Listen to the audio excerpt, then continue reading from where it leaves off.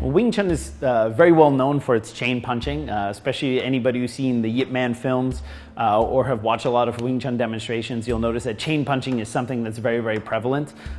Chain punching is one of the best tools for beginners for self-defense, because basically the idea is, instead of just trying to put all of your stock into one punch, we're going to go in there very aggressively and try to put our opponent down. If the first punch doesn't do it, then we try for the second, third, fourth, fifth. It's not an ideal strategy for fighting. Obviously, if we're going to punch, our idea is that if we can do one punch and knock the guy down, this is much better than brutalizing somebody with 10 punches a second. However, beginner normally lacks a little bit of power in their punch, so that's why beginners generally have to rely on chain punching a little bit more than senior students. When you become more advanced in Wing Chun, you'll actually wean off of chain punches, for some sifus almost completely altogether. So chain punching is really a tool for beginners. It's not the most advanced tool in Wing Chun.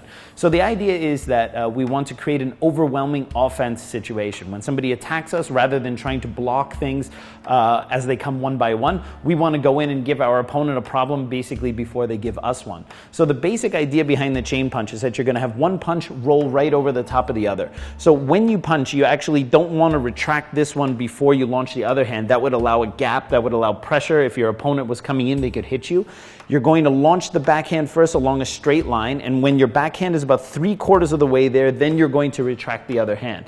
It's a very common error that people pull this one back before they launch. But ideally what we want to do is keep our shoulders down, shoulders back, launching from the elbow as always, the backhand, and then replace it at the very last moment, okay? An easy way you can test this is take a focus mitt and put it on the wall and punch it, all right? If you punch incorrectly, the focus mitt's going to fall, but if you punch correctly, you're going to keep it pinned on the wall. So light chain punching would look like this.